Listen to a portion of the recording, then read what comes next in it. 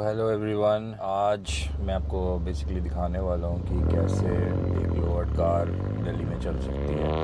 क्योंकि यूजली लोगों का क्या सोचना होता है कि अरे यार लोअर करा लेंगे तो दिक्कत होगी चलाने में। थोड़ी दिक्कत होती भी है, थोड़ी नहीं भी होती है। इट बेसिकली डिपेंड्स कि आपको अपनी राइड से चाहिए क्या।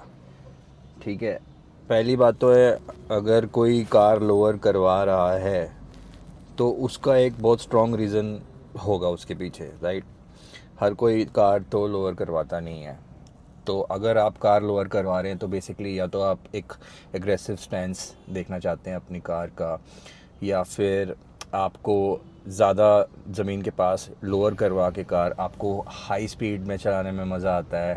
बिकॉज़ ऑब्वियसली अगर आपकी कार लोअर होती है तो आपकी सस्पेंशन थोड़ी सी अलग तरीके से बिहेव करती है। क्योंकि आपके ऑब्वियसली अगर आप कॉइल ओवर लगवाते हैं तो उसमें भी आपको एडजस्टमेंट करनी पड़ती है। अगर आप सिर्फ लोअरिंग स्प्रिंग्स लगवाते हैं तो उसमें भी आपको अकॉर्डिंगली एडजस्टमेंट करनी पड़ती है और अपनी कार के अकॉर्डिंग देखना पड़ता है कि आप कितना लो जा सकते हो without hampering the actual quality और विदाउट हैम्परिंग कि आपकी कार कैसे बिहेव करती है, आपकी कार के नेचुरल डायनामिक्स किस तरीके के हैं, राइट। तो अभी मैं पोलो में डेमोस्ट्रेट करना चाहता हूँ कि एक लोअर कार किस तरीके से चलती है और आपको क्या प्रिकॉशंस लेने चाहिए एक लोअर कार को चलाने के लिए दिल्ली के अंदर या आप एनसीआर रीजन में आप चलाते हैं। फर्स्ट एंड फॉरमोस्ट तो ये है कि भाई रोड्स जो हैं अच्छी होनी चाहिए अगर आप लोअर कार चला रहे हो। अगर आपका डेली का जाने का कोई ऐसा रास्ता है जहाँ रोड ख़राब है तो भाई साहब आप तो रोगे लोअर कार चला के, क्योंकि आपकी कार उस तरीके से बिहेव नहीं कर पाएगी जिस तरीके से वो नेचुरली बिहेव करती है स्टॉक सस्पेंशन के साथ। तो अभी मैंने अपनी सस्पेंशन में कुछ फेरबदल कर रखे हैं। अब मैं ये तो नहीं बोलूँगा मैंने पूरी सस्पेंशन चेंज करा रखी है, लेकिन हाँ मैंने गाड़ी में लोअरिंग स्प्रिंग्स डाल रखे हैं। मैं कॉयल ओवर डालना चाह रहा था, लेकिन एक तो वो बहुत एक्सपेंसिव पड़ रहे थे और सेकेंडली मैं बहुत स्केप्टिकल था। मुझे समझ में नहीं आ रहा था कि मेरे को लोअरिंग स्प्रिंग्स डलवाने चाहिए कार में या फिर मेरे को कॉयल ओवर्स डलवाने चाहिए, बिकॉज दोनों का यूज़ केस अलग है। देखिए, अगर आप ये सोच रहे हैं कि सिर्फ ये देखिए बेवकूफ़ उल्टे आ रहे हैं यहाँ पे लोग। अगर आप ये सोच रहे हैं कि यार मेरे को सिर्फ स्टैंड चेंज करना है अपनी कार का, मुझे थोड़ी सी लोअर करवानी है और जो कि देखने में अच्छी लगे और चलाने में कोई इतना मेरे को दिक्कत ना हो, तो आई थिंक आप not think I mean I believe आप लोअरिंग स्प्रिंग्स कर सकते हैं, क्योंकि वो बहुत बजट फ्रेंडली भी है। सेकेंडली, अगर आप कॉयल ओवर लगवाना चाहते हैं तो कॉयल ओवर में सबसे पहले तो आपको पता होना चाहिए कि आप कॉयल ओवर को आपको कितना नीचे जाना है या कितना ऊपर जाना है। बिकॉज लोअरिंग स्प्रिंग्स में क्या है, वो तो आपको पहले से आप डिसाइड कर पाएंगे मुझे इतना जाना है। लेकिन कॉयल ओवर्स में आपको थोड़ा सा ज़्यादा बेनिफिट ये मिलता है कि आप राइड की हाइट अपने हिसाब से चेंज कर पाते हो, अप या डाउन कर पाते हो, राइट। मान लिया कि आपने कॉयल ओवर लगाए, आपने बिल्कुल एकदम एंड तक कार को लोअर कर लिया, एकदम बिल्कुल नीचे तक कर लिया, और आपकी कार हर गड्ढे में लग रही है, हर ख़राब सड़क पे आपको आवाज़ आ रही है आपकी कार से तरह तरह की, तो आई थिंक आप उसको एडजस्ट करके ऊपर कर सकते हो। लेकिन कॉयल ओवर में क्या, आपने एक बार डिसीजन ले लिया तो आपको बहुत सोच समझ के डिसीजन लेना पड़ेगा कि आपको आपकी कार में कितनी हाइट चाहिए, राइड की हाइट चाहिए। आपको बिल्कुल ही नीचे जाना है तो वो भी हो सकता है, आपको थोड़ा मिडिल वाला रखना है तो वो भी हो सकता है। तो मेरी कार जो है अभी करेंटली इसमें डॉक्टर नैनो के कॉयल ओवर लगे हुए हैं, और इसमें मेरी जो राइड हाइट है वो आगे है, जो ड्रॉप है बेसिकली जितनी गाड़ी नीचे जाती है तो वो ड्रॉप है इसका 25 आगे है और 30 पीछे है। सो बेसिकली आगे से 25 ये नीचे गई है और पीछे से ये गई है 30 नीचे। आगे से ज़्यादा नीचे इसलिए गई है नेचुरली बिकॉज एक तो सेटअप उस तरीके का मैंने करवाया है, सेकेंडली आगे इंजन होता है तो वेट थोड़ा सा ज़्यादा होता है। अगर मैं 30 आगे कर दूंगा और 30 पीछे कर दूंगा तो मेरी कार आगे से नीचे लगेगी और पीछे से ऊपर लगेगी, क्योंकि इंजन होता है। तो इसीलिए 5 का मैंने उसमें फ़र्क रखा है। तो अभी आगे अगला टायर और पिछला टायर अगर आप दूर से आपको मैं दिखाऊंगा अभी गाड़ी, तो आपको खुद को पता चल जाएगा कि कितना नीचे गाड़ी है। तो विदाउट फर्दर अड्यू अभी इसको हम स्टार्ट करते हैं। मैंने अपना एसी ऑन कर लिया था, मैं वापस बंद कर लेता हूँ। ये ट्रैफिक जैसे हटता है थोड़ा सा क्लियर होता है तो हम चलते हैं। क्योंकि अगर आप स्पीड ब्रेकर्स के ऊपर से जा रहे हो, ये तो देखो एक बड़ा स्पीड ब्रेकर है और ये ऊपर से थोड़ा सा फ्लैट होता है, कुछ स्पीड ब्रेकर होते हैं वो आते ही मतलब आपकी गाड़ी के मतलब अगर हाई स्पीड में आ रहा है तो आपके वो सस्पेंशन ख़राब कर देंगे, कुछ ना कुछ तो टूट जाएगा आपके सस्पेंशन में या हिल जाएगा।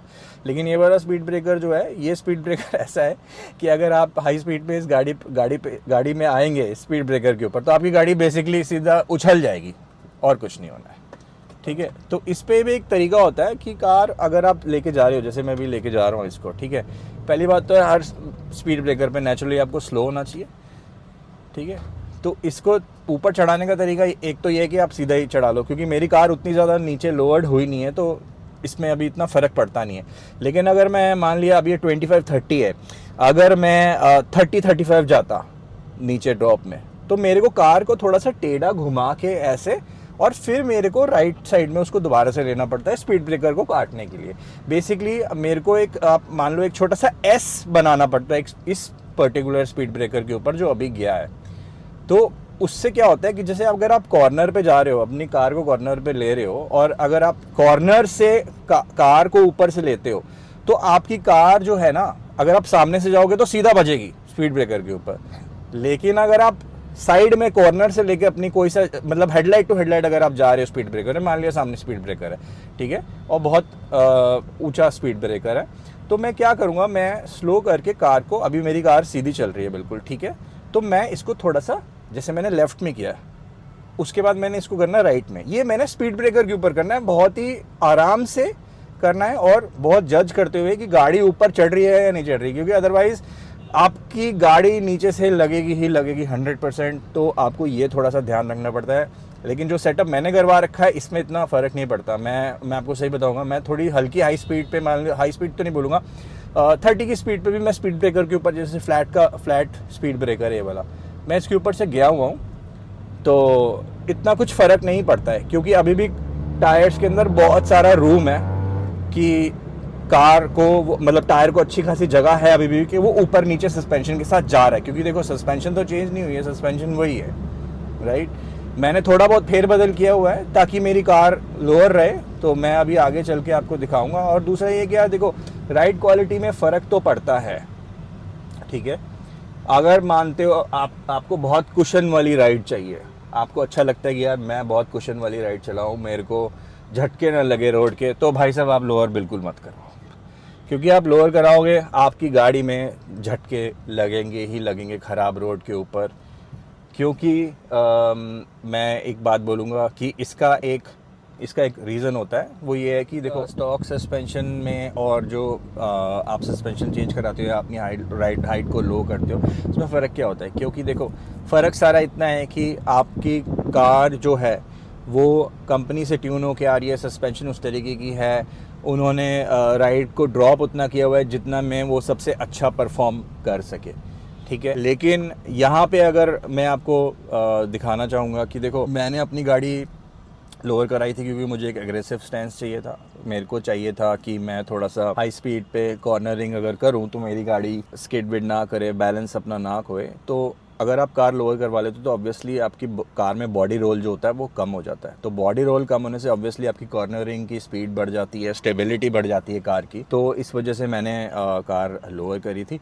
बाकी इसके अलावा आई डोंट थिंक कि राइड क्वालिटी में, स्पेशली इन टर्म्स ऑफ आपको कितनी माइलेज आपकी गाड़ी दे रही है या आप कितनी अच्छे से उसको गाड़ी को भगा पाते हो, तो इन सब चीज़ों में फ़र्क नहीं आता। तो only difference which comes is that your car would be a little bit bumpy than it was before.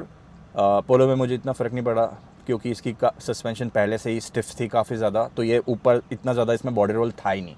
तो मैंने लोअरिंग स्प्रिंग्स डलवाए हैं जब से, तो मुझे तो ये ऐसा लग रहा है कि इसका परफॉर्मेंस अच्छा हो गया है कार का, इन टर्म्स ऑफ कि गड्ढे में ये गड्ढे में तो खैर मैं ऑब्वियसली लेके नहीं जाता, इन टर्म्स ऑफ के रोड पे इसको किस तरीके का रिस्पांस मिल रहा है हाई स्पीड्स पे भगाते हुए, इवन लो स्पीड्स पे चलाते हुए। तो काफ़ी मेरे को मज़ा आता है इसको चलाने में। अब आप प्रूव भी कर देता हूँ कि किस तरीके की कार चलती है। तो लेट्स स्टार्ट। कोई इतना फ़र्क नहीं लगता मुझे, ऑनेस्टली मैं आपको बताऊं तो। इनफैक्ट मुझे लगता है कि मेरी गाड़ी का जो रोल है वो ज़्यादा बेटर हो चुका है, बॉडी रोल ख़त्म हो चुका है कार का, और हाई स्पीड्स पे कार बहुत अच्छा परफॉर्म करती है। और 150 से 100 तक तो देखो बहुत आराम से। अब देखो ये फिर से स्पीड ब्रेकर है ना, तो मैंने कोने में करके निकाली है। आपको यही ध्यान देना है कि जैसे जब भी कोई स्पीड ब्रेकर हो तो आपको उस हिसाब से कार को एडजस्ट, अपने स्टीयरिंग को एडजस्ट करते रहना है, ताकि देखो ऑब्वियस सी बात है, कार लोअर है, आप सीधा दे के मारोगे ना अगर स्पीड ब्रेकर के ऊपर, तो आपकी चेस ही जाएगी और कुछ नहीं होगा।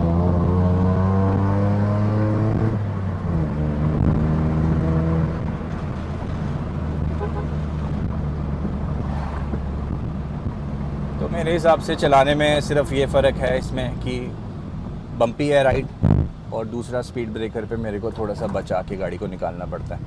लेकिन अगर मैं ये सोचूं कि मेरे को गाड़ी में ज़्यादा राइड क्वालिटी अच्छी चाहिए, या मेरे को गाड़ी की सस्पेंशन बढ़िया चाहिए, मुझे कुशनी राइड चाहिए, तो उसके लिए फिर मैं ये सब नहीं करवाता। तो अब मैं आपको गाइस दिखाता हूँ कहीं पे अच्छी सी जगह रोक के कि मेरा सेटअप किस तरीके का है कार का, क्योंकि इतनी देर से तो हम बात करेंगे। ये देखिए अब फिर से स्पीड ब्रेकर आया, तो इसमें मैंने स्लो करी है, और उसके बाद मैंने गाड़ी को घुमाया लेफ़्ट, और फिर मैंने घुमाया राइट। या आपको इस तरीके से एक लोअर्ड कार को स्पीड ब्रेकर के ऊपर से निकालना पड़ेगा, क्योंकि अगर आप ऐसे नहीं निकालेंगे तो आपकी गाड़ी स्पीड सीधा के सीधा बजेगी स्पीड ब्रेकर के ऊपर। लेकिन मैं सीधा कभी नहीं जाता, सीधा मैं जाता हूँ तो मैं बहुत लो स्पीड कर लेता हूँ, और रोड पे इसकी प्रेजेंस इस तरीके की लगती है साइड प्रोफाइल अगर मैं देखूं। लेकिन अगर मैं फ्रंट प्रोफाइल कार का आपको दिखाऊं, जो मैं कॉर्नर्स की बात कर रहा था, वो कॉर्नर्स आगे यहीं पे हैं। जब मैं जैसे स्पीड ब्रेकर पर चढ़ के मैं स्टीयरिंग को टर्न करता हूँ, तो वो टर्न इसीलिए करता हूँ कि कॉर्नरिंग हो गाड़ी की। अगर मैं बिल्कुल सामने से गाड़ी को लेके जाऊँगा, जैसे कि आप यहाँ से देख सकते हैं कि अगर मैं बिल्कुल यहाँ से गाड़ी को सीधा स्पीड ब्रेकर पे मारूंगा, तो सबसे पहले मेरा ये पार्ट जाएगा गाड़ी का नीचे का, और मेरे स्टीयरिंग रैक या एटलीस्ट मेरी स्टेबलाइज़र रॉड्स के जाने के चांसेस बहुत हैं। तो इसीलिए अगर हम जब कॉर्नरिंग करते हैं तो ये साइड थोड़ी सी ज़्यादा ऊपर रहती है, क्योंकि ऑब्वियसली आपने टायर घुमाया होता है, तो यहाँ से गाड़ी हल्की सी ऊपर उठ जाती है। तो इस वजह से आपकी गाड़ी स्पीड ब्रेकर के ऊपर से बहुत अच्छे से जाती है। सेम चीज़ आप एक खड्डे में नहीं कर सकते। खड्डे में तो एक ही उपाय है, या तो आप खड्डा अवॉइड करो पूरी तरीके से। अगर मैं ड्रॉप देखूं तो यहाँ पे मतलब मैं इसको ऑलमोस्ट 3 फिंगर्स यहाँ पे मैं अपनी फिट कर पा रहा हूँ, 4 भी कर पाऊँगा। लेकिन आपको मैं यही अगर पीछे का दिखाऊं तो जो मैं ड्रॉप की बात कर रहा था, देखिए मेरा हाथ भी नहीं घुस रहा अंदर। ये बोले ये सिर्फ 3 उंगली का गैप यहाँ पे, और आगे 4 उंगली का। इसलिए मैं बोल रहा था कि आगे से ड्रॉप ज़्यादा है, और आगे से कम है और पीछे से ज़्यादा है। और उसका रीज़न यही है कि आगे स्टीयरिंग इंजन होता है, और वो थोड़ा सा गाड़ी को वैसे ही दबा देता है। मैं सबके साथ ये शेयर करना चाहता था कि हाँ, ऑब्वियसली आप गाड़ी को ड्रॉप करवा के कुछ हद तक उसको डेली ड्राइवर भी की तरह भी यूज़ कर सकते हैं। ज़्यादा लो ना जाइए, क्योंकि अगर आप ज़्यादा लो जाएंगे तो फिर आपकी सस्पेंशन को चोट पहुंचने के चांसेस बहुत ज़्यादा हो जाते हैं। और दूसरा है कि आप बहुत ज़्यादा लोअर कार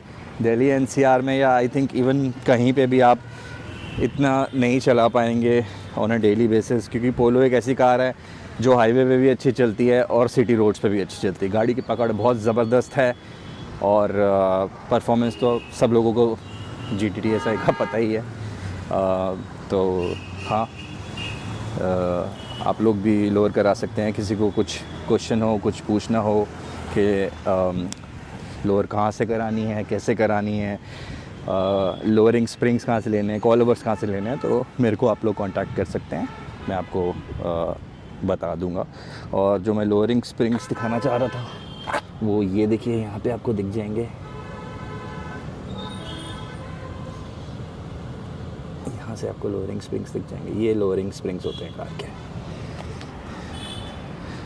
आगे से थोड़ा सा दिखाना मुश्किल होगा, क्योंकि इसके लिए मुझे टायर अपना घुमाना पड़ेगा, बट स्प्रिंग्स आपको यहीं से दिख जाएंगे।